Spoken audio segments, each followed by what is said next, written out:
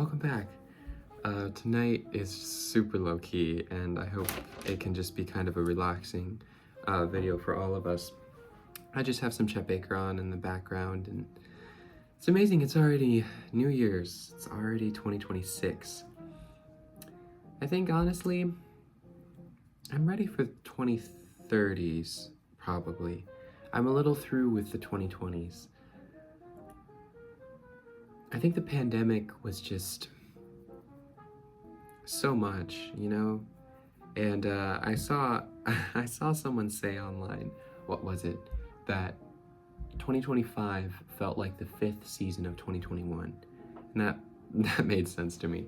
It's just been like, even though COVID's kind of gone, it's just been years of kind of a pandemic and a sort of social anxiety going around the world. And there have been some really big highlights, like this channel. I've started in 2025, and so, obviously I'm really thankful for that, but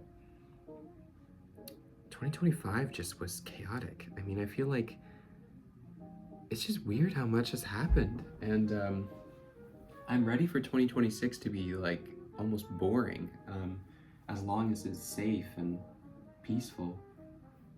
Maybe 2026 can be a year for art and a departure from all the violence of the world,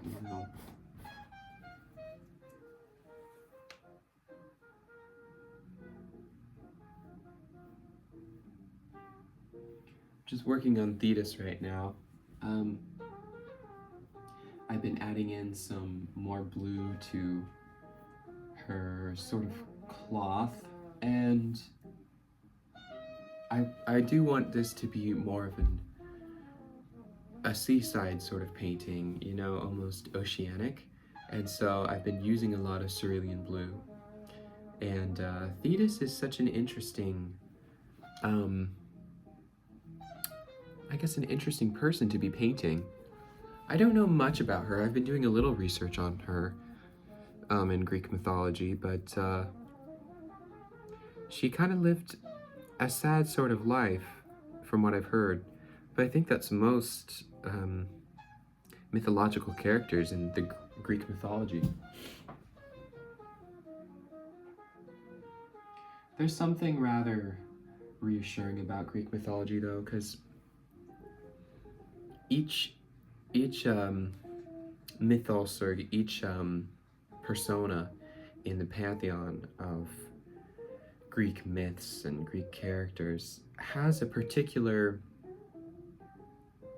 disposition that's kind of human. You can take many Greek gods and goddesses and empathize with their struggles or their temptations or their dreams, and for somehow Greek mythology has always been very grounded in human emotion, even though they're supposed to be deities, right? But I don't think the Greeks ever truly thought that their mythos was supposed to be kind of infallible or perfectly divine. It seems like they presupposed a little bit of humanity in their religiosity, which is interesting to me. It's different than a lot of other religious traditions, which try to kind of argue that their god or goddess or whoever is all-powerful or all-knowing. It's interesting that Greek and Roman mythology still had their gods and goddesses as flawed, uniquely human in that way. Just a point of interest.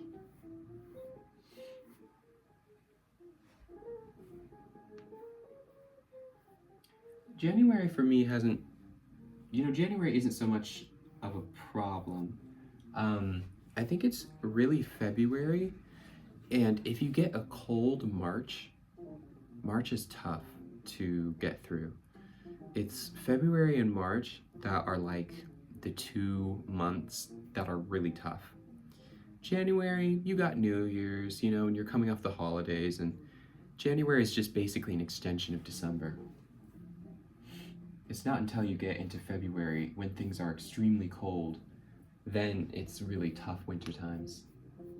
Especially if you get like a lot of snow, and snow's fun during the holidays, but then when you get it, I don't know, during the winter time, it can be quite exhausting. Especially when, for someone like me who drives to school. Ugh.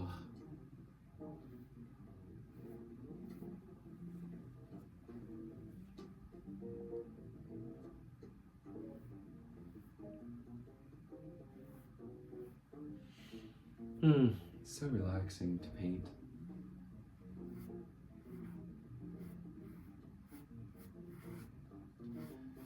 It's all about the little things, really.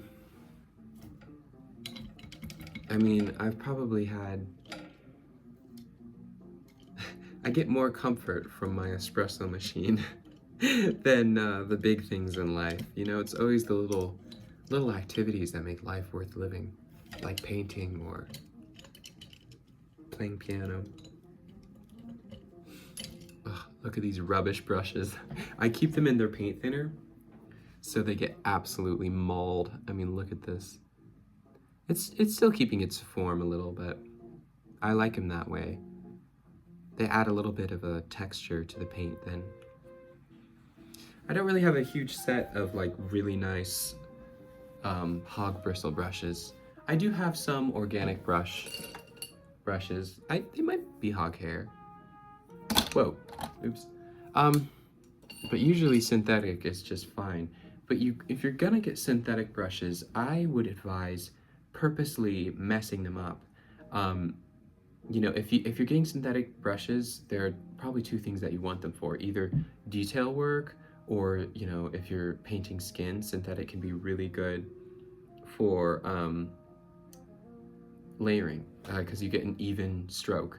But with synthetic, if you're trying for texture, I'd probably purposely mess up the brush so that you get really a wild, almost mop effect. And then if you really are searching for texture, I would just get hog hair, probably. They can hold so much more pigment in their bristles, and I don't know, they're fun, they're messy, and you can, when you lay the paintbrush down on the canvas, the hog hair, it's strong enough, but it's malleable enough, you can really change shapes as you paint.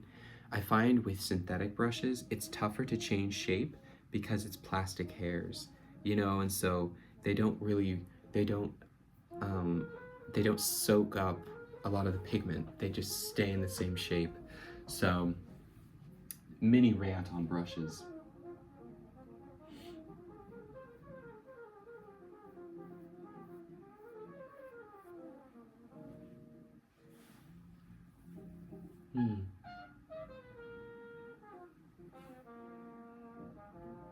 Definitely taking my time with this piece. I want it to be admirable even when you're very close to the painting.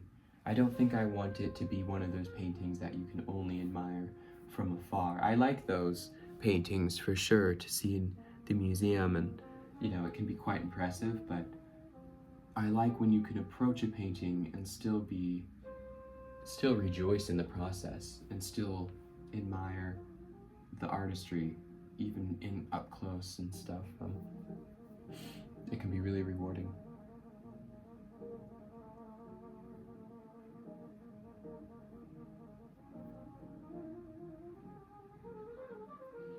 Oh, gosh, almost 10 minutes already. Okay, I'm gonna call it there. I'm gonna keep painting probably off camera, but love catching up with you guys. Yeah. I paint every day and I talk every day, so, you know, if you like this sort of thing, make sure to subscribe, and, or don't. I don't, you know, I'm not gonna twist your arm about it, but I'll see you for next time, and thank you so much for letting me have this platform to talk to you all. And I have a Monet book that I'm dying to show off, so that'll be coming up. Anyway, see you later. Bye-bye.